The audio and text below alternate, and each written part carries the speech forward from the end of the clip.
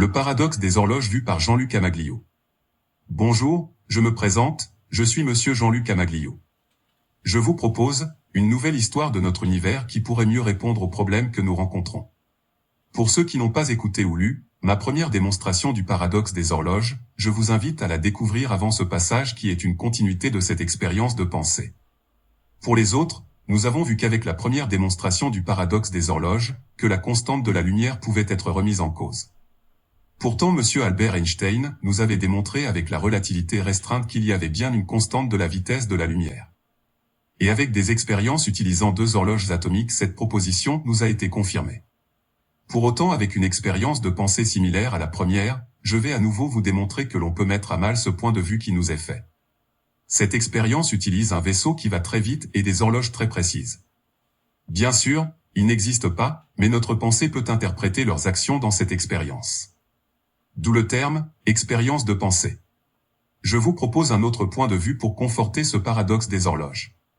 Dans notre première démonstration que j'ai imaginée, nous avons vu que deux horloges, une atomique et une avec un faisceau de lumière se trouvant sur la Terre et deux autres dans le vaisseau pouvaient nous démontrer un paradoxe.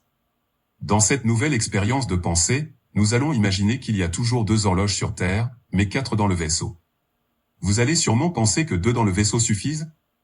Je vais vous expliquer pourquoi si 2 pourrait suffire, je veux rajouter 2 horloges dans le vaisseau.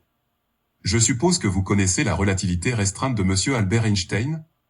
Donc, quand je vous ai parlé de mon horloge imaginaire avec un faisceau de lumière, vous l'avez sûrement placé de façon que le faisceau de lumière se retrouve dans le sens de la longueur du vaisseau, pour pouvoir imaginer l'action de la contraction des longueurs à la suite de la grande vitesse de déplacement du vaisseau. Là, dans cette nouvelle proposition, nous allons placer les 3 horloges avec un faisceau de lumière de façon à qu'ils se retrouvent dans les 3 dimensions du vaisseau. Une pour la longueur, une pour la largeur et une pour la hauteur, et nous gardons notre horloge atomique qui elle peut être placée comme bon vous semble puisque c'est la constante de la lumière qui est remise en cause. Alors que se passe-t-il avec cette nouvelle configuration ? Dans le vaisseau tout restant normal, car les 4 horloges sont dans le même référentiel et indiquent la même heure. Sur Terre les 2 horloges étant eux aussi dans le même référentiel, elles indiquent eux aussi la même heure. Si la personne dans le vaisseau regarde les 2 horloges sur Terre, elle voit qu'elle indique tous les 2 aussi la même heure, mais une heure plus grande que dans le vaisseau. Je vais vous demander maintenant, s'il vous plaît de vous concentrer, car c'est là que vient toute la subtilité de ma thèse. Que se passe-t-il quand la personne qui se trouve sur Terre regarde les horloges du vaisseau et surtout le déplacement de la lumière des 3 horloges avec un faisceau de lumière ? Elle constate que les 4 horloges dans le même référentiel nous indiquent la même heure et qu'elle est plus petite que les horloges sur Terre. Mais s'il mesure le déplacement de la lumière des horloges, là, il constate que la lumière qui se trouve dans le sens de la longueur n'a pas la même vitesse que les 2 autres qui sont dans le sens de la largeur et hauteur. Comment les 3 horloges avec un faisceau de lumière peuvent-elles indiquer les mêmes heures si le déplacement de la lumière est différent ? Cela est simple à expliquer. L'horloge qui se trouve avec le faisceau de lumière dans le sens de la longueur, subit elle aussi la contraction des longueurs à la suite de la grande vitesse de déplacement du vaisseau. Donc, la mesure du temps ne change pas. Cependant, le déplacement de la vitesse de la lumière lui se voit changer. Car nous constatons que vu de l'extérieur, la lumière doit se déplacer différemment par rapport aux autres horloges pour compenser la contraction des longueurs.